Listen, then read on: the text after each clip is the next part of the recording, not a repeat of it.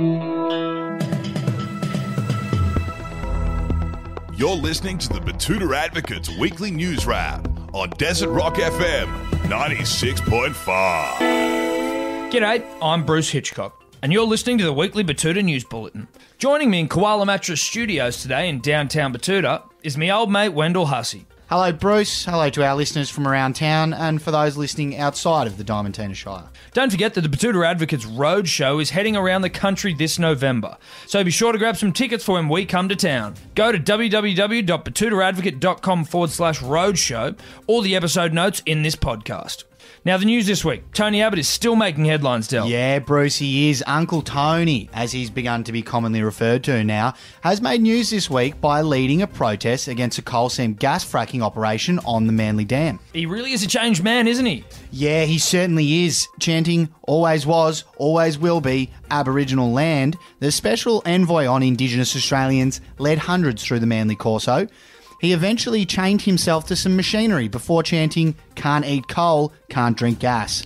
Geez, that could land him in a bit of trouble with the cops, couldn't it, Del? Well, it isn't yet known if the respected Northern Beaches community elder will face repercussions for handcuffing himself to the hydraulic pumps, but fellow protesters worry he might face charges for his activism. Is that because of those Soviet-style anti-protest laws they've got down there? That's right. The New South Wales laws give police excessive new powers to stop, search and detain protesters, seize property and shut down peaceful protests that obstruct traffic.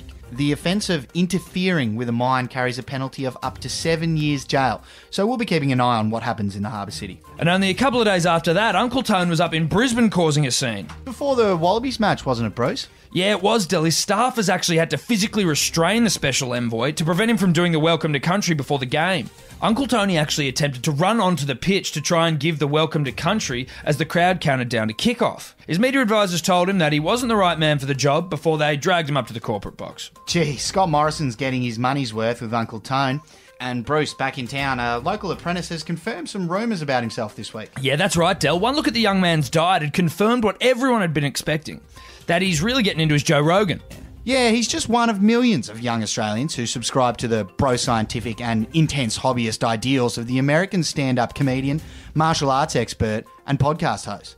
It's believed the young man named Keegan's interest in the iconic American social commentator came through the organic gateway that is a vague following of the UFC. That's resulted in a complete rebrand where he now is invested in cannabis product and has a distinct hatred for political correctness. He offered to send our reporter some very interesting links and also refused to confirm when he'd eat vegetables again. Yeah, and it's been just over 3 weeks since the young man's last veggie. Yeah, next stop scurvy, Del. And elsewhere around town, a local coward has confirmed to her friends this week that she and her degenerate cheater of a boyfriend are giving it another go. Yeah, after a month of incessant messaging and Tony Robbins-esque motivational speeches consoling their heartbroken but cowardly friend, a group of girls has found out that it was all for nothing. And they unfortunately had to greet the news that their friend's relationship was back on with bold-faced lies. "Oh, babe, I'm so glad you worked it out," said one friend before explaining to the Advocate that it's far easier to lie and pretend that they support the decision than tell the truth. It's a prickly situation, that one. And in international news, a teenage sweatshop worker has applauded her employer this week. Correct, Wendell. The Indonesian fashion worker said she was very proud of the fact that her company, Nike, has decided to stand with the embattled NFL quarterback Colin Kaepernick. She told our Jakarta bureau she's passionate about her work at the Nike factory, putting in 14-hour days, 6 days a week to bring insecure people around the world a talking point that can also be worn while running. She explained that when she comes to work, she and the other employees can hold their heads high because her employer stands for what's right in the name of increasing brand awareness. What a feel-good story, eh? Walk tall, young lady, walk tall. And in the sporting world, it's been a not-so-feel-good story that's been grabbing the headlines today, hasn't it? No, iconic tennis player Serena Williams has been fined this week for behaving like an Australian.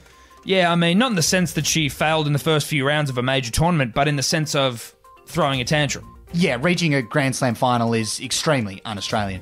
She was fined $17,000 for the dummy spit, which has divided the world, with some arguing that she was standing up against sexism and others criticising her for her behaviour. Margaret Court contacted us for comment this week, saying pretty much exactly what you'd expect her to say about the incident. Needless to say, we will not be repeating it. Anyway, that's it for the news wrap this week. Thanks for tuning in. Don't forget, the Advocate is going on tour, so grab your tickets now. And please subscribe to the podcast to get your weekly fix of real, unfiltered, and unwavering regional news. Until next week, I'm Bruce Hitchcock. And I'm Wendell Hussey.